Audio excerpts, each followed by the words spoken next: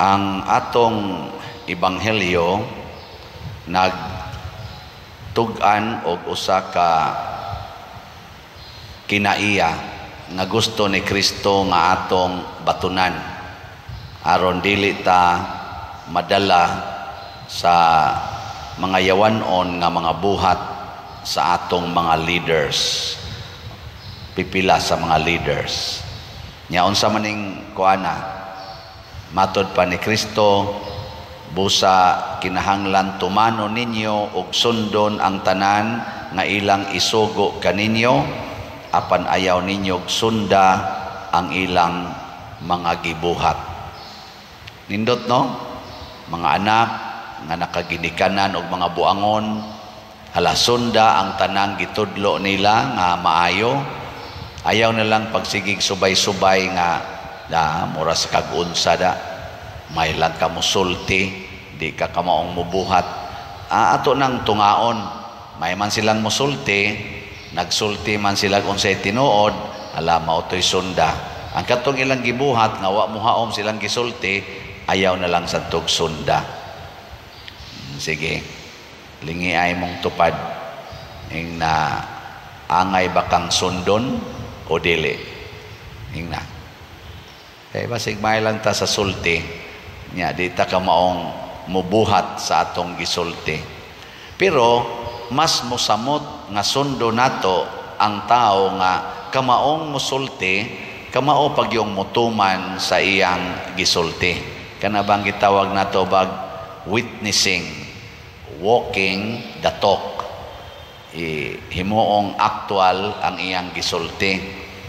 Amo na diri sa atong unang pagbasa gibutang dinhi nga ningon gyud si propeta, ingon ang Ginoo, kamong mga taga Jerusalem, labi na mong mga pangulo sa Jerusalem, mura mog taga Sodoma o Gomora.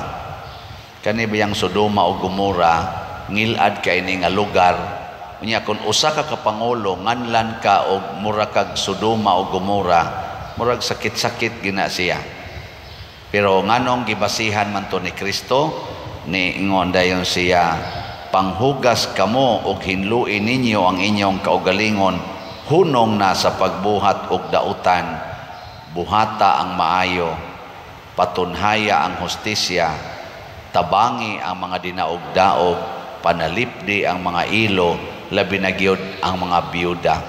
So kini din pag-translate sa pulong sa Ginoo nga igsoon, kanunay yung nakasentro sa pag-alagad sa labing nanginahanglan. Ikaduhang lingi sa imong tupad ina moalagad ka sa inyong silingan nga kawatan na labi na gyud ang inyong silingan nga kawatan na pusilan dito sa silingan kay nangawat nya na admit sa ospital, operahanan, wa gyoy ika bayad nya nakahibaw man ka, nakaila ka niya, unsa man mutabang ka o dili? Moingon ka dili ko pader, mura kag taga Sodoma and Gomora. Ngano man wa man ka mutabang anang nanginahanglan, ikakawatan man na pader og ato nang tabangan, kuha na sad na siya, malagsik na sad na nya, mangawat na sad na. Ayaw nila na huna-hunaa ang mosunod. Ang importante nagsunod tas Ginoo. Nya kun buhaton na nimo, wa gyud kay paghuna-huna, wa kay pagsubay-subay og unsay dangatan aning tawhana, unsa sa kay buhaton ani og maglagsik na ni siya. Basin baya, wa lang day damha mapariha siya nila ni San Agustin, nila ni San Pablo, ni San Ignacio of Loyola, nga sa human sila nakasinati og mga gitawag na tog transforming experiences, kanibang mga sakit nga eksperyensya, makapatransform baya ni nato, gitawag na tog makapamold ba, makapausab, makapanindot sa tong kinabuhi kining mga sakit nga mga eksperyensyado. Labi na gyud kon makasinati tagkalisod og kasakitan, unya tabangan tas mga tao nga atong napasakitan. Unsa imong bation? Ang tao nga imong gipasakitan maoy mitabang panahon sa imong helplessness. Unsa pa man iguman nimo ana, mopasakit pa ka ng tawhana ug di lang tingali ka buang, di jud ka mopasakit. Muundang na jud ka pagpasakit. Para nang bana ba mangabit unya dangtag mga 30 ka tuig muuli dayon nga naman paralyzed naman, agas ng laway. Nya ang kabit di naman to moatiman, ari mas asawa. Nya ang asawa sad nga buutan kaayo kay nagsunod gyud pulong sa Ginoo, walk the talk. Iya sang giatiman ang iyang bana bisag nagtuo ang iyang luha. Unsa may bation sa bana? Bisag ang bana di nato kasulti, sa iyang hunahuna magsige gyud og ingon, Ginoo pasaylua in taon ko. Nakasa gyud ko nimo, makauuaw kay ning akong kinabuhi. Niya ang akong bana, ang akong asawa wa gyud mohunong sa pag-atiman nako. Uwaw na kay ko ani ana. So di naman siya katingog, vegetable naman iyang lawas. Magsige na lang siya ampos, Ginoo tabangi taon ning akong asawa nga malikay unta nis kadautan. Di ba? Nindot na kayo. Nya mabuhat mo na. Ambot lang ninyo. Na si Kristo diri sa atong ebanghelyo ningon siya, ang mga leader sa kalibutan nagbugkos og bugat nga palasunon nya gitungtong nila sa abaga sa ilang mga sumusunod, pero sila dili kagamit bisag usa na lang katudlo para pagtabang pagpagaan sa maong karga. Kinsa maning mga tawhana nga atong gipabugatan, kanabitang taas kay tag standard of morality. Unya i-impose gyud natog maayo sa mga huyang nga mga tawo, mga makasasala nga usahay din sila kakita sa kaluoy og pasaylos Ginoo din hinato kay condemning kay tastanan. Hawda na usahay moingon ko nga di man ginasakto no nga musod ta dinhi simbahan nga atong gisulob para sa mga babae mag-spaghetti, mag-short ana, di man ginasya sakto. Pero para nako di sad ko mobalibad og naay musod dinhi sa simbahan nga mao nay iyang attire. Ngano man aron ma-welcome nato ang mga tao nga dili pa kay suod sa Ginoo, atong ma-welcome. Basin pa ma-establish di ay ang friendship nila og sa Ginoo. Nya ini ka kahibaw na nila nga ang Ginoo di ay nidawat nila ang simbahan, mo-welcome nila. Unsa may sunod may tabo?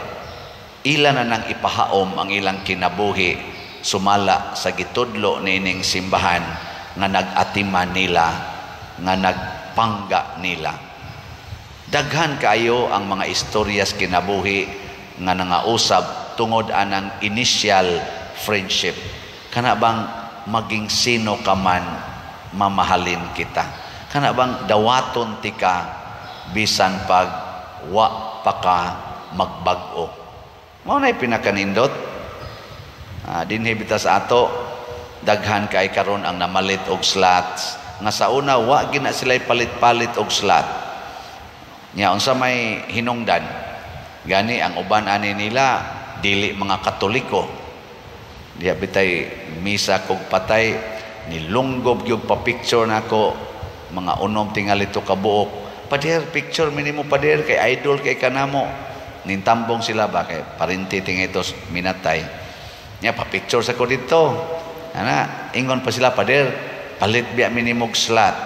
Ako, kanindot, praise the Lord. Simba gyud mo kanunay ha. Kay haron kapalit mog slot, ana-ana pa ko. Paglakaw na nako, gisundan ko sa katong kuan ba katong usas mga tagtungod sa kana ganing akong gimisahan. Ingon din siya, Father, lipay ba kay ko na kung ano man siya. Katong nagpa-picture nimo, ako man tong mga parinti nga pulos born again. Nako, ha?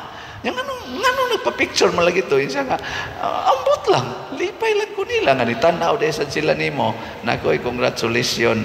May yung namatay na inyong mama kay nagkaabot mo. Para nako kaniba mga initial friendship. Basin pa magkahiusa ta sa usa ka Ginoo, sa usa ka prinsipyo nga matod pa diri magsulat sila mga bersikulo, ibaligto sa ila mga bukton, dagko kay sila mga sudlanas bersikulo, pero wa nila tumana. Mas maayo pa nang way bersikulo nga gibasa, pero di agisuwat sa ilang kasing-kasing o gipamatud-an sa ilang mga buhat. Kaysa kanang memorize na to hapit tanang bersikulos Bible, kada na to sulti pulos taga-quote sa Bible, pero musangko sa panag-away, musangko sa pagsigig tinulisukay sa mga kamot, binasi pagyod sa bersikulos Biblia. Pagkaluoya na to ana, no? Mao na hinaut unta nga ato ning puy-an og magpadayon tas pagtinabangay bisan paman og do natay mga kasakit og napasakitan. Manindog ta.